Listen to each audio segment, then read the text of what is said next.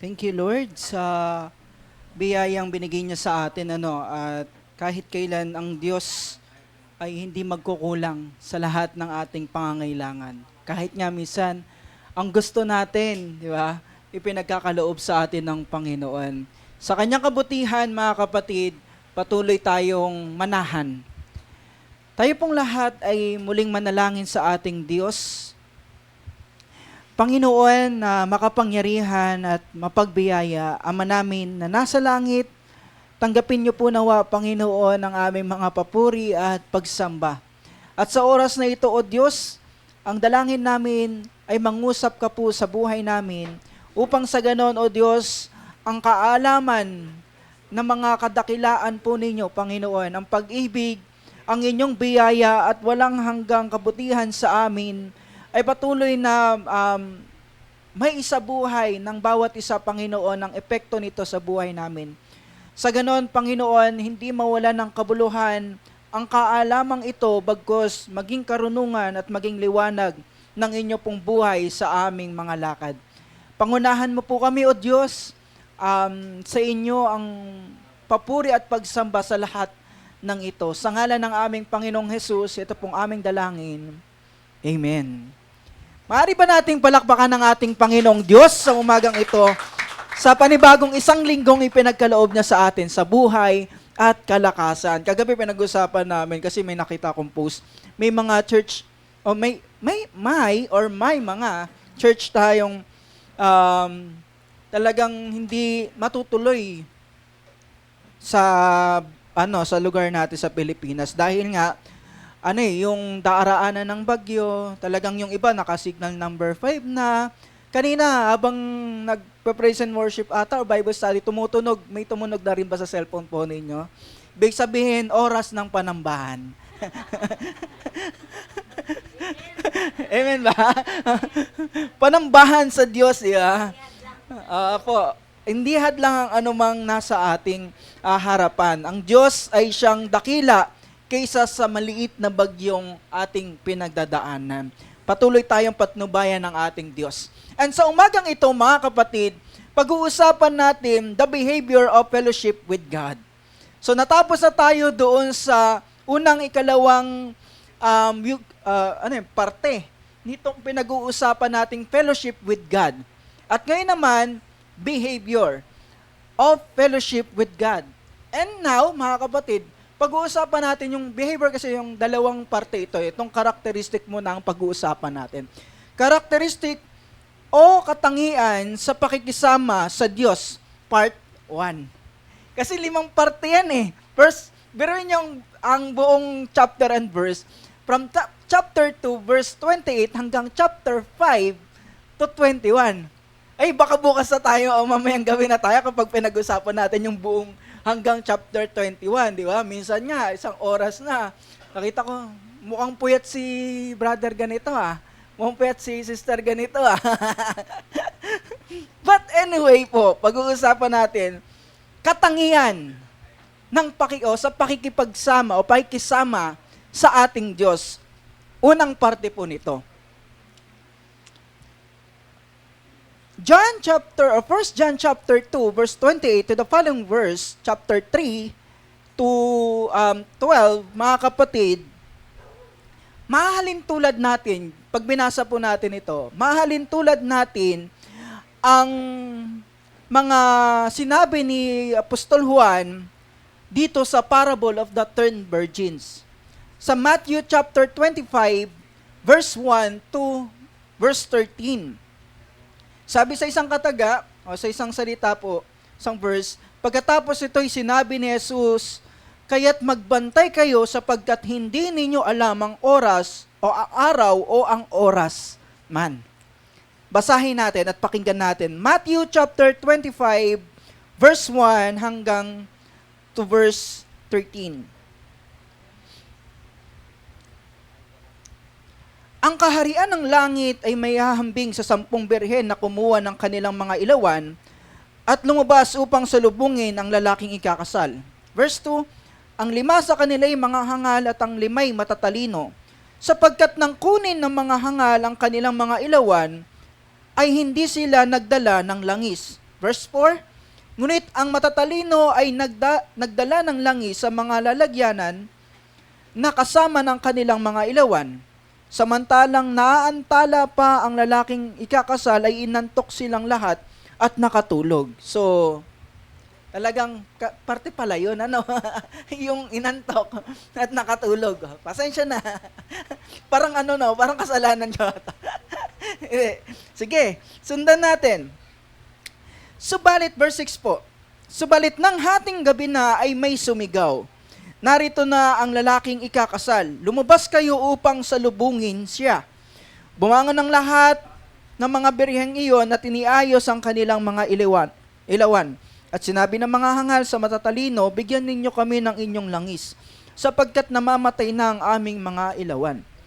Ngunit sumagot ang matatalino na nagsasabi, maaaring hindi sapat para sa amin at para sa inyo. Kaya't pumunta kayo sa mga nagtitinda at bumili kayo ng para sa inyo. At habang pumupunta sila upang bumili, dumating ang lalaking ikakasal.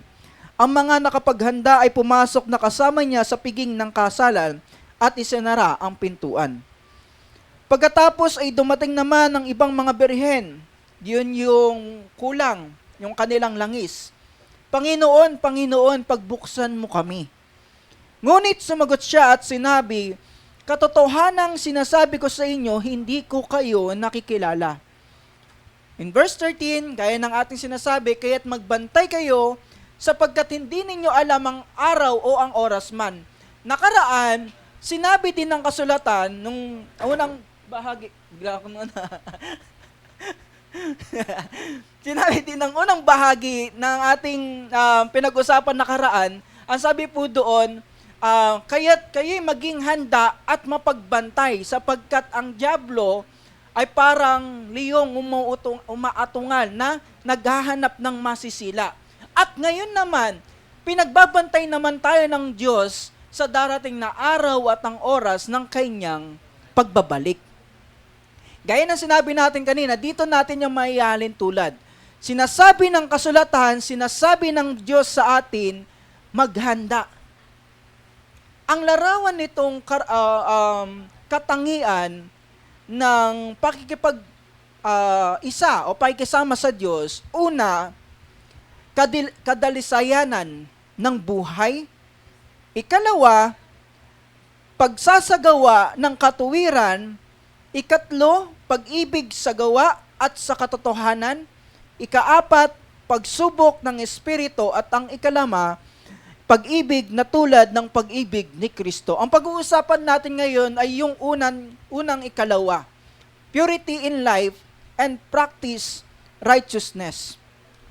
Pursuing purity of life and pursuing to practice the righteousness o pagpupursigi. Pag sinabing pagpupursigi, buong lakas, buong kakayanan, at buong puso na maatin mo o marating mo ang isang buhay na ninanais ng Diyos. Ito nga ay yung kadalisayanan, paglilinis ng ating buhay sa ating isip, sa ating puso, at sa ating pananalita. Pansinin niyo ang inyong sarili. Saan tayo madalas nagkakamali? Saan tayo madalas dapat binabago ng Diyos? Saan tayo madalas napanghihinaan? At saan tayo madalas nagkakasala? At ang sinabi ng kasulatan sa bawat isa, pag-ibayuhin ang buhay tungo doon sa buhay ng mayroong kadalasayanan. Isang malinis na buhay. At ang ikalawa ay pagpupursigi na maisagawa ang katuwiran ng Diyos. Ika nga natin mga kapatid, hindi lang tayo alam o hanggang kaalaman lang. Hindi mo lang pwedeng biodata lang ang pagiging Kristiyano mo, kundi sa buhay. Kung talagang reliyoso, o ika ng kasulatan, kung talagang reliyoso ka, ipinapakita ito hindi doon sa salita, kundi doon sa buhay at pamumuhay. Pagtulong sa mga balo, sa mga ulila, at naglilinis ng kanyang sarili. So ano nga ba ang isinasalarawan? Sabi, the manifestation of fellowship, knowledge demands wisdom. Ang kaalaman ay humihingi ng karunungan. Ang kaalaman ay nangangailangan ng paggawa. Ang pananampalataya at pagkilala sa Diyos ay buhay sa pamamagitan ng gawa. Sabi ng Santiago chapter 1, huwag lang kayong maging tagapakinig ng salita ng Diyos, kundi sundin ninyo ang sinasabi nito. And sa mga sumunod, kaya ang sino mang nakikinig at sumusunod sa aking mga salita o sinasabi, ay katulad ng isang matalinong lalaki na nagtayo ng kanyang bahay sa pundasyong bato. Diba sabi ng Matthew chapter 7, may dalawang lalaking nagtayo ng kanyang tahanan. Yung isa ay sa buhanginan at yung isa ay sa bato. Dumaan ang unos, bagyo, malakas na hangin at malaking baha. Pero nawasak dahil nakatayo sa ibabaw ng buhanginan. Pero nakatindig dahil sa nakatayo sa ibabaw ng pundasyong bato. So ganun man mga kapatid, ang sinasabi ng Diyos, ito yung katapusan ng ng Matthew chapter 5, the Sermon on the Mount. Nagpasimula ang Panginoon sa pagtuturo, mapapalad kayo, sabi ng Panginoon. Hanggang sa dami niyang sinabi at ang conclusion ng Diyos, sa pakinig mo ngayon, sinasabi niya sa atin, dapat mong sundin. Kasi kung hindi mo sinunod, katulad nung sa sa 10 virgins, tulad tayo ng isang mangmang na hanggang akala natin talino. Yun pala, parang nagiging kahatulan pa rin sa atin. Bakit kamo? Kasi napakinggan mo eh. Gaya nga ng isa sa mga home Bible study na binahagi ko, tinanggap mo yung responsibilidad na magkaroon ng desisyon sa buhay kung tatanggapin mo ang pinakinggan mong Kristo. So gayon pa man, sabi ng Panginoon, mapalad ang isang taong nakasumpong ng karunungan at ang taong nagsisikap, unawa ay nagtatamo. Sabi ng Proverbs or Kawikaan chapter 3, verse 13. Bakit kamo? Bakit ang isang tao ay nahahadlangan ng isang paggawa o pagsunod sa Diyos? Bakit puno tayo ng mga aral ng salita ng Diyos, pero yung buhay naman ay taliwas? Sabi ng Panginoon, pakinggan nyo yung sinasabi nila. Sabi ni Jesus sa mga tagasunod niya, pakinggan nyo sila, pero huwag nyong tutularan yung ginagawa nila. Bakit? Kasi kahit yung mga Hudyo sa panahon nila, hindi rin nagsasagawa ng sinasabi ni Kristo. Hindi naman lahat. Pero ang matindi pa doon, yung mga tagapagturo pa ng kautusan. At ngayon na tayo'y mga Kristiyano, na nagsasabing tayo'y anak ng Diyos, tayo'y iniligtas ng Diyos, tayo'y nakakakilala sa Diyos, and yet, baka mai-apply sa atin, pakinggan mo yung sinasabi. Pero huwag mong gagawin kung anong ginagawa niya. Kasi hindi nag-aakma ang kaalaman sa ginagawa. Pero bilang isang Kristiyano, isang hinihingi ng kaalaman sa atin, ay karunungan. At ang karunungan na yun, nakikita sa gawa. Sabi ng verse 29 in chapter 2, kung alam ninyong si Kristo'y masunurin sa kalooban ng Diyos, dapat din ninyong malaman na ang bawat sumusunod sa kalooban ng Diyos ay anak ng Diyos.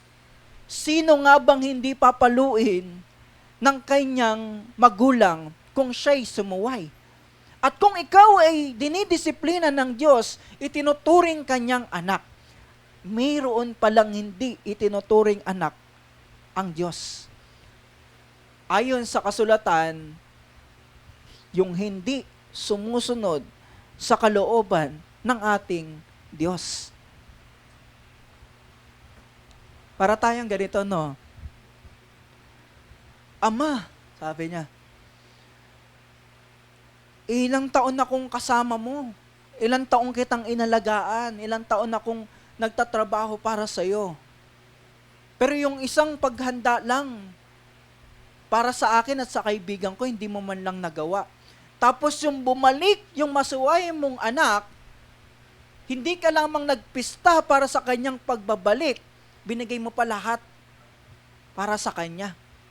Para tayong katulad nung, parang sabihin natin panganay or unang anak na yon. We always demand sa Panginoong Diyos, Lord, sumusunod naman ako sa iyo. Lord, ginagawa ko naman naglilingkod naman ako sa iyo. Bakit naman ganito? Well, pero ang sinasabi ng kasulatan sa atin, mga kapatid, tignan mo lang din.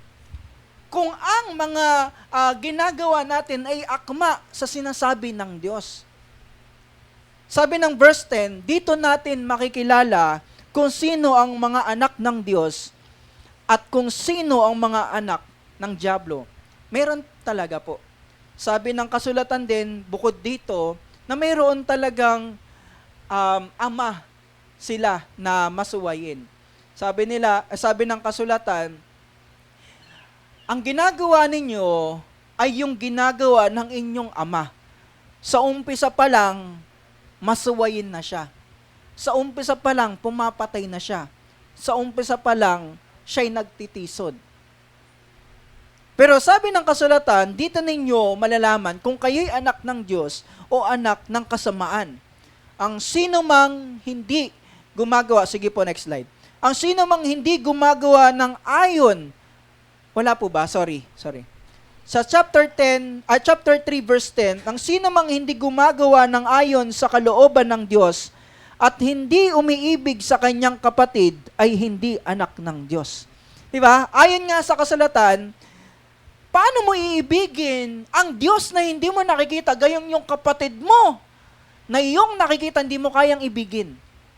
Yung kapwa mo, hindi mo kayang ibigin, paano mo iibigin ang Diyos? At mula sa isang bibig nanggagaling ang pagpupuri sa Diyos at pag-alipusta sa kapwa.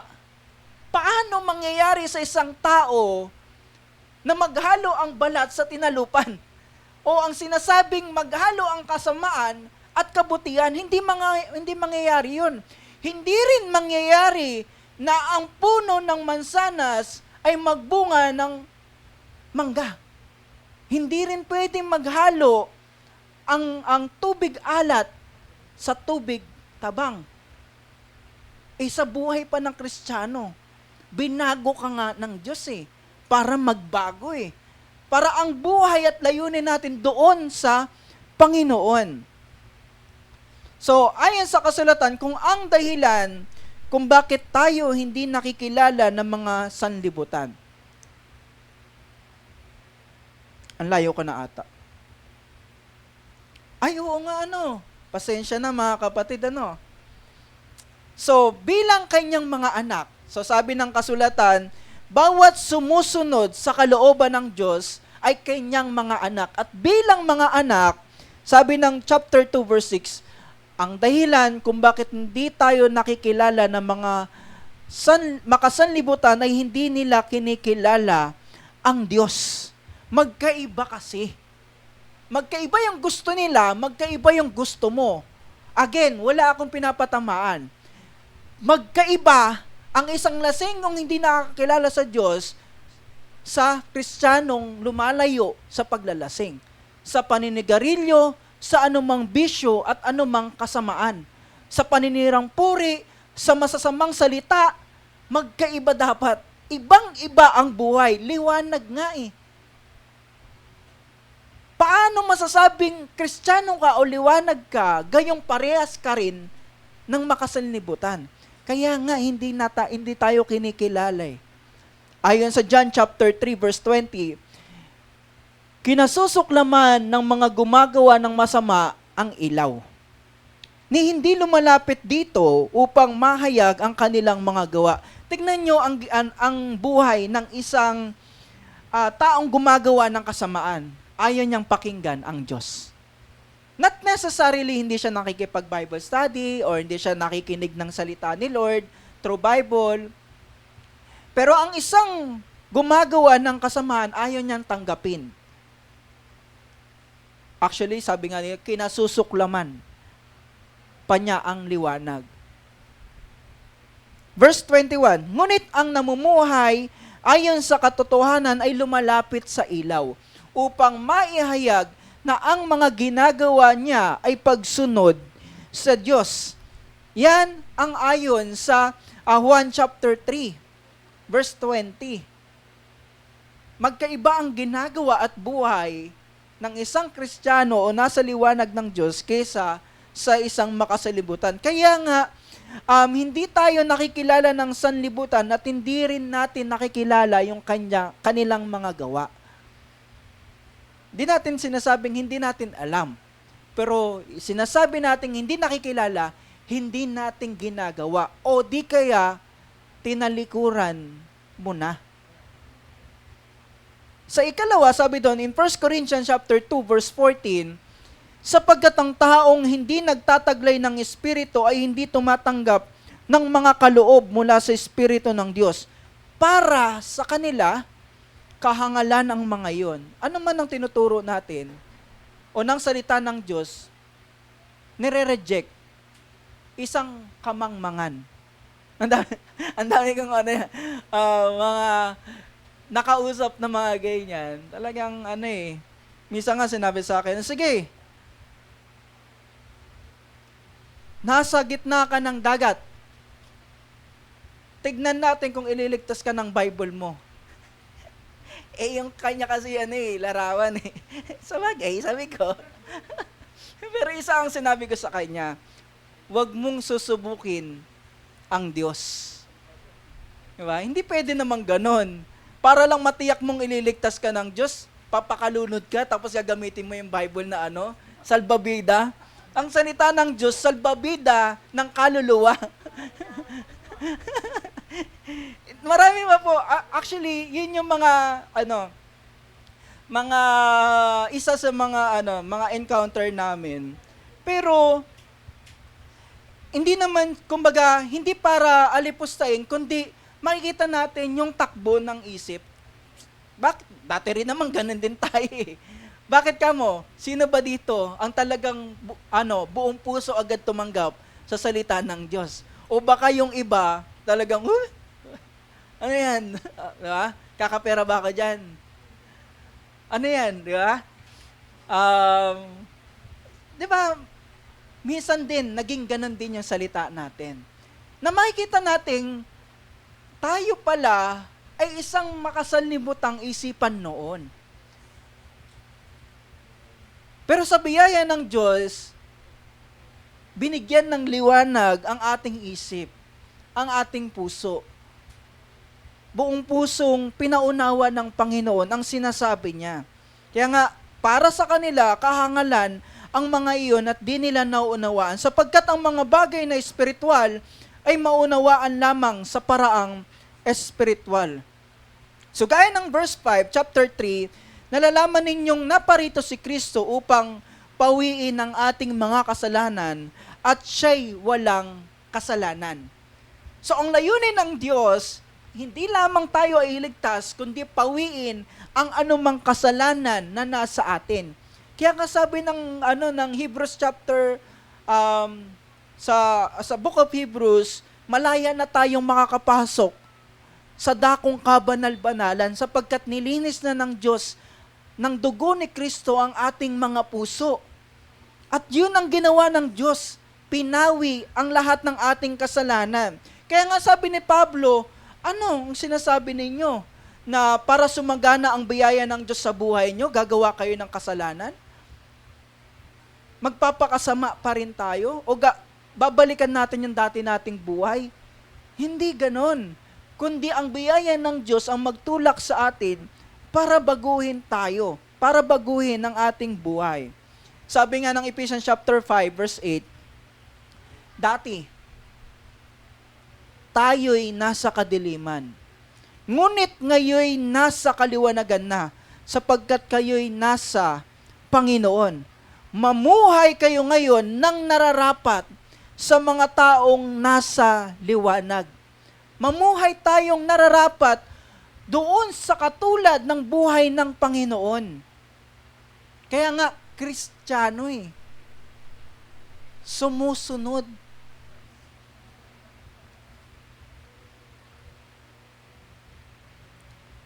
Kung ang dahilan kung bakit hindi tayo nakikilala ng makasanlibutan ay hindi nila kinikilala ang Diyos, pero mga kapatid, ayon sa kasulatan, ang nananatili sa Kanya ay hindi nagpapatuloy sa pagkakasala. Anong dating ikaw na hanggang ngayon ay ganun ka pa din? Ano yung pinatawad sa iyo ng Diyos na hanggang ngayon nagagawa mo pa din? Ang pinapaunawa sa atin ng Panginoon, magbago tayo. Mabago tayo at baguhin tayo araw-araw. Kasi yun yung totoong pakikisama sa Diyos. Yun yung larawan. Yun yung katangian. Para masabi nating tayo ay nakikisama sa Diyos na may pagbabago na hindi nagpapatuloy sa anumang pagkakasala.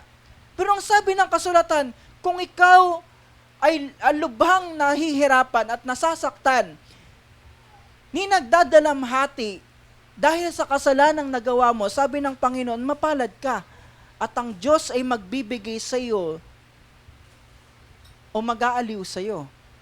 At ang pag-aliw na yun, ang pagbabago ng buhay natin.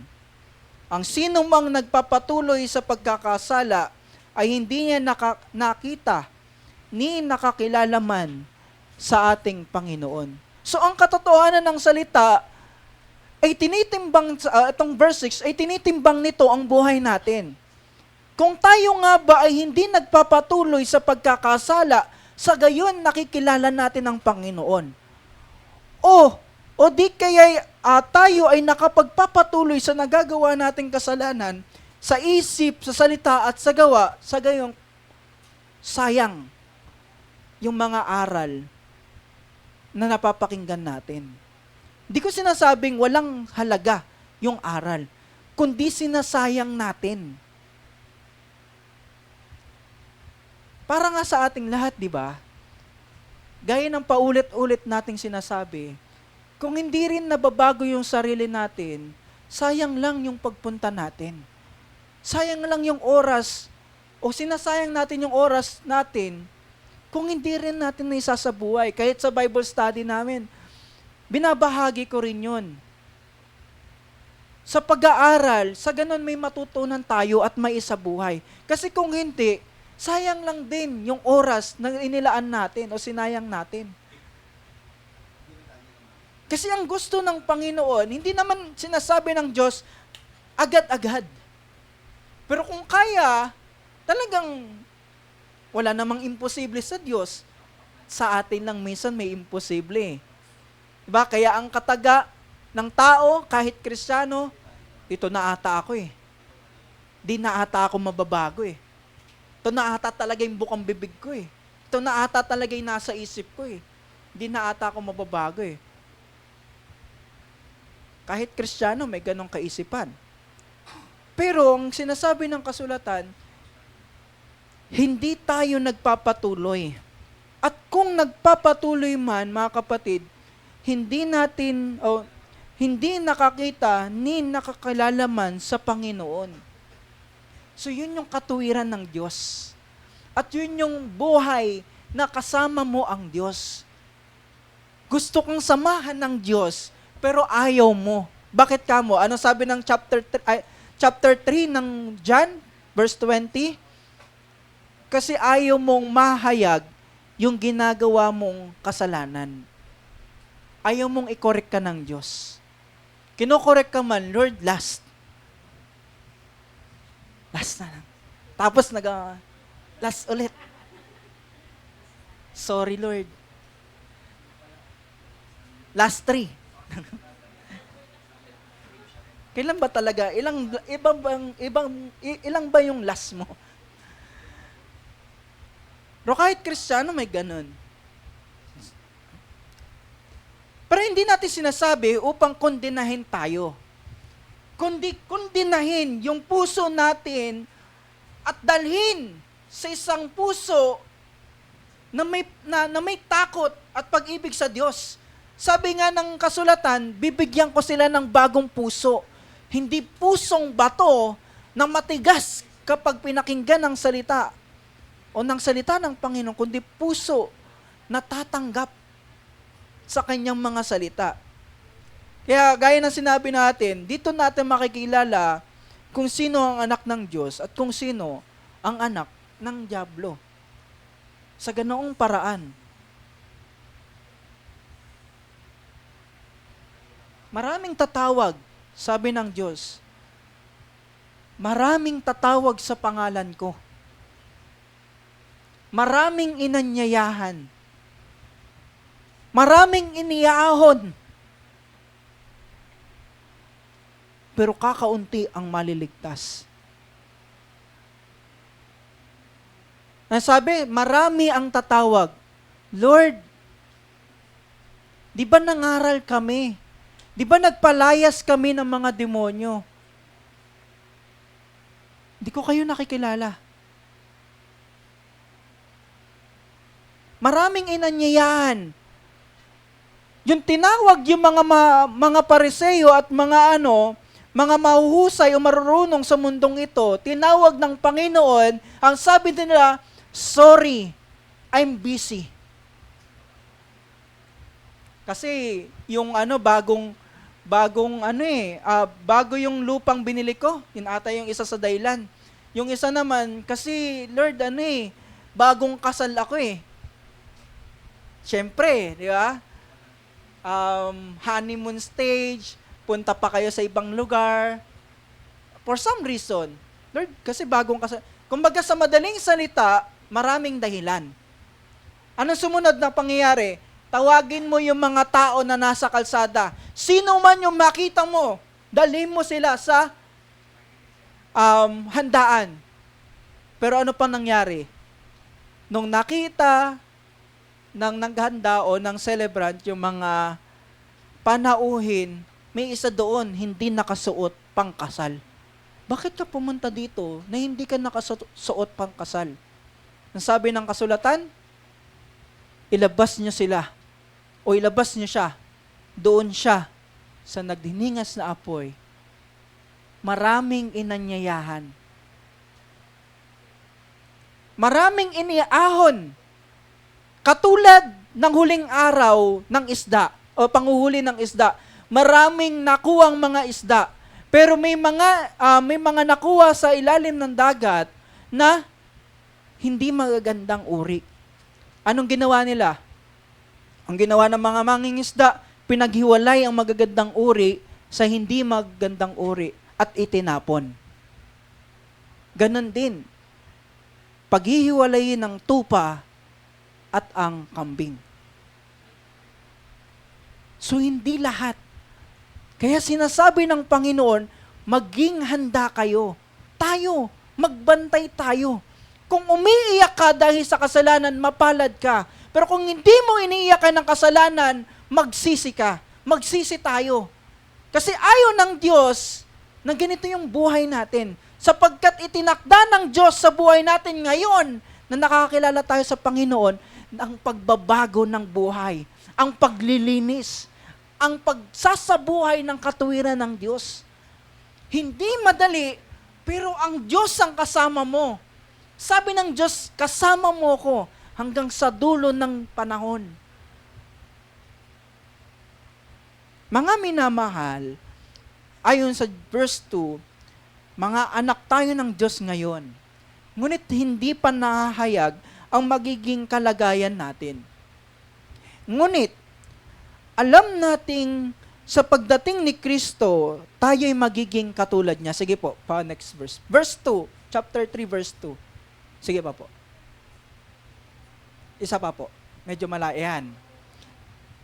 Ngunit alam natin sa pagdating ni Kristo, tayo'y magiging katulad niya, sapagkat makikita natin kung sino talaga siya. Bagaman hindi natin tiyak kung anong larawan ang kabanalan sa langit o yung liwanag na tinatawag. Biruin mo, hindi nakakailanganin ng liwanag ng araw sapagkat ang Diyos ang kanilang magiging liwanag. Grabe yun. Kung ang buong universe ang nagiging tanglaw ay araw at ang liwanag ng iba't ibang likha ng Diyos, paano pa yung liwanag ng Diyos na tatanglaw sa lahat ng nilikha? Pero ang sinabi ng kasulatan, hindi man natin lubos na nauunawaan, pero ang sabi ng kasulatan, tayo'y magiging katulad niya. By faith. Kaya ang sinong mang may ganitong pag-asa kay Kristo, buhay na walang hanggan, kabanalan at katuwiran, walang kamatayan, at lalo't higit, mga kapatid, ang pakikisama sa Panginoong Diyos, una ay nagsisikap na maging malinis tulad niya na malinis. Hindi tulad ng kung sinong Poncio Pilato, ni mahuhusay na pastor, o ni bishop, o ni reverend, o sino mang presidente, o sino mang kilala, o mahuhusay na mga tagapangaral, kundi sa katulad ni Kristo. Kung nagsisikap tayo na maging malinis, tulad niyang maging malinis, nagkakaroon ng katotohanan yung pag-asa natin. Parang pangarap. Hindi mo maaabot ang pangarap kung hindi mo bibigyan ng pagsisikap. At tulad ng pag-asa na kay Kristo, hindi natin maaabot o mararating ang pag-asang ito kung hindi rin natin na isasagawa ang buhay na gusto niya. At ang ikalawa ay nananatili sa kanyang liwanag. Kaya nga, sabi ng verse 28, mga anak, manatili kayo sa kanya upang maging panatag ang ating loob sa huling pagparito niya. Kaya may mga tao, may mga tao na, masaya, panatag o masaya ako na alam kong nasa piling na siya ng Panginoon. Diba? Minsan yung isa sa kamag-anak niya ata po yun eh. Tama na yung mother ni brother, ni pastor. So lumisan na yung kanyang mother, pero may kita mo yung mga anak niya, kamag-anak niya, panatag. Bakit kamo? Kasi alam nila sa kanilang sarili na nasa kamay na ng Diyos ang kanyang buhay. Bakit ganon? Kahit siguro yung namatay, alam niya na may kapanatagan siya o panatag yung kanyang loob kung saan siya dadalhin or saan siya makakarating. Kasi, ayon sa kasulatan, sa buhay na pananatili sa Panginoon, mayroon talagang panatag ang kalooban kahit bumalik ang Panginoon o di kaya ay bawian tayo ng buhay. Sabi nga ng sumunod, at nang hindi tayo mahiya sa araw na iyon. Kasi ang totoong nagmamahal sa Panginoon, ang totoong may inaasahan na pag-asa sa Panginoon, sabi ng kasulatan, nandoon yung paghahanda. Nandoon yung mayroong kapanatagan ng kalooban. Tignan niya si Pablo. Bago siya bawian ng buhay, sabi ng verse 8 ng 1 Timothy chapter 4, kaya naghihintay sa akin ang koronang gantimpala para sa mga namuhay ayon sa kalooban ng Diyos. Hindi pa man, pero sinasabi ni Pablo, may nag-aantay sa aking korona. At sa araw na iyon, ang Panginoon na siyang makatarungang hukom ang siyang magpuputong sa akin ng korona. Hindi lamang sa akin, kundi sa lahat ng nananabik sa kanyang pagbabalik. Bakit kamo? Bakit ganito niya dinidetalye? Nabawian man siya ng buhay, sabi niya kay Timoteo, may nag-aantay sa aking gantimpala. Kasi, ito yung buhay na inihanda niya. Sapagkat dumating na ang panahon ng pagpanaw sa buhay ko na ito. Ako'y mistulang isang handog na ibubuhos sa dambana. Pinagbuti ko ang aking pakikipaglaban, natapos ko na ang dapat kong takbuhin, at nanatili akong tapat sa pananampalataya. Hindi sinasabi ni Pablo na nanatili akong may pananampalataya, kundi tapat sa pananampalataya. At sa bawat hamon ng buhay, lalo tigit sa kanyang pagsunod sa Panginoon, pinagbuti niya yung kanyang pagtakbo.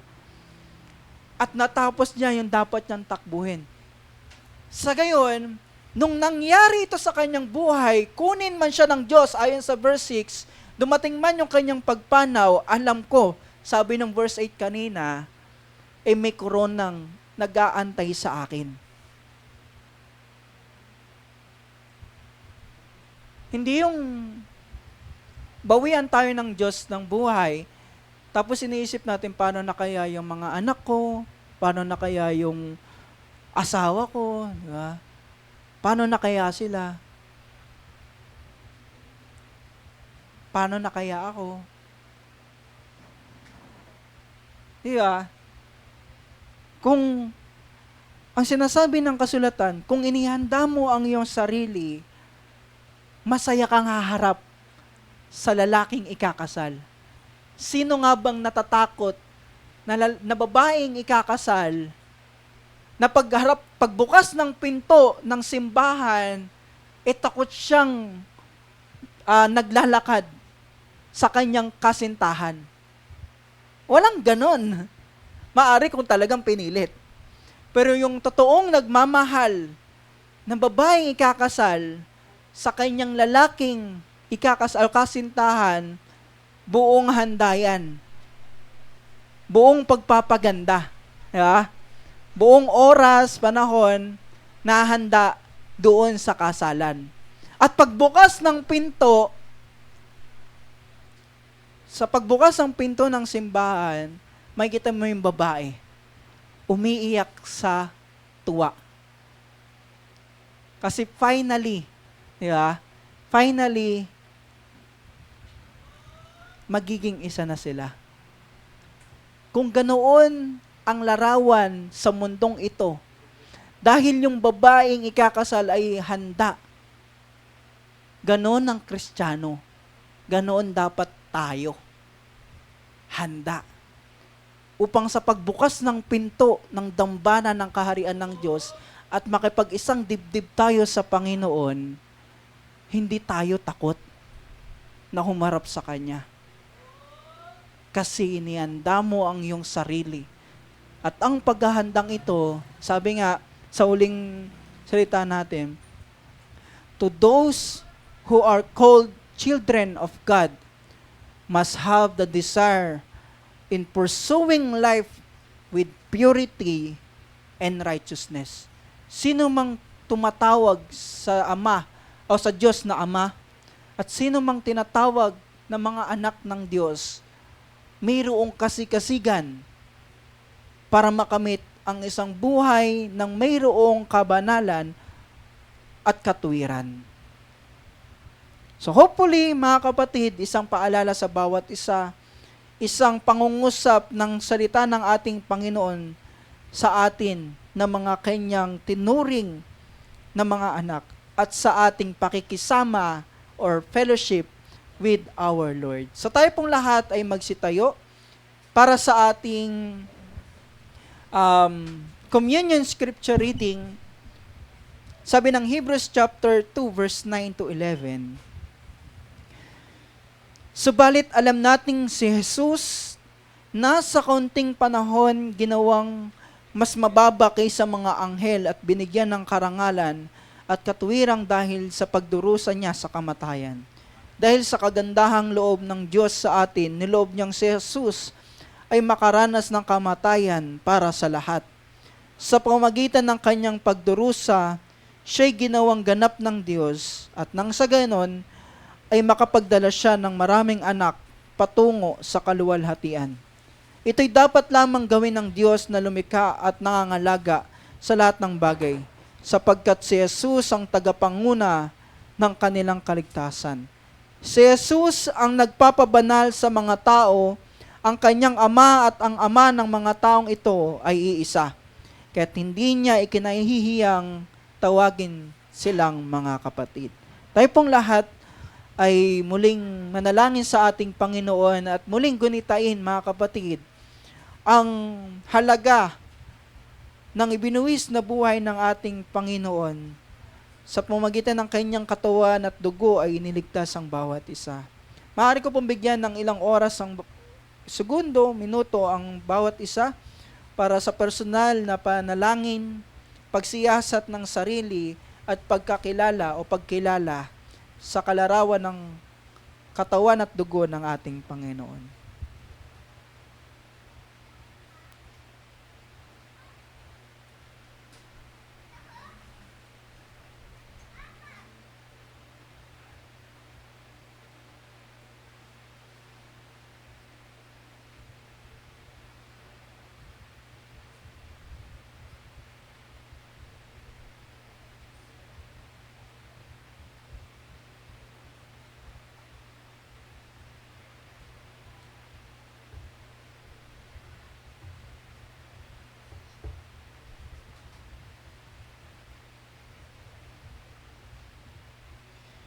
Dakilang Diyos na makapangyarihan, Ama namin, maraming salamat po sa pagkakataong ito na muli naming kilalanin, gunitain at ang alalahanin ang kahalagahan ng buhay na binuhos ng aming Panginoon sa aming lahat.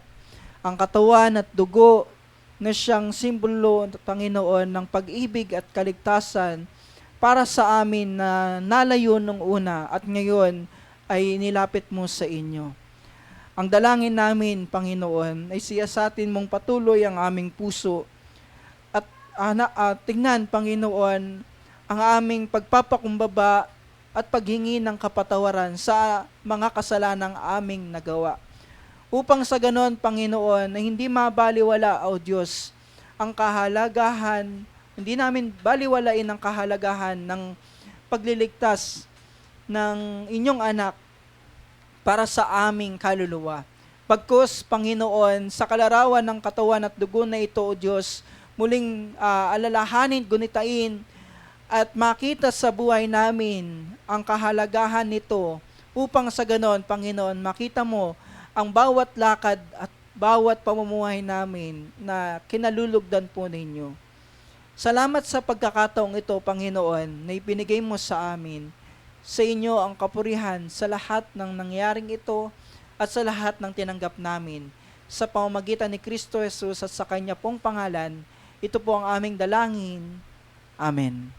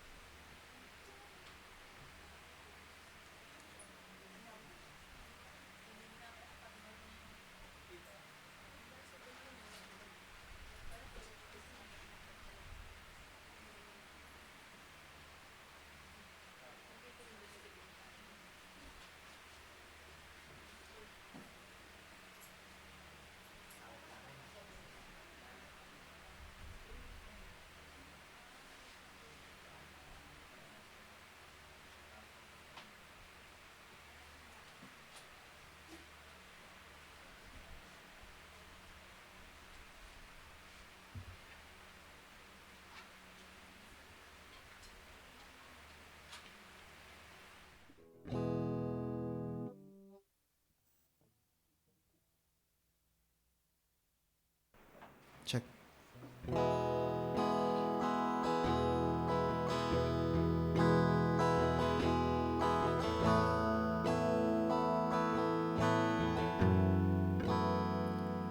Oh, how could it be that my God would welcome me into this mystery?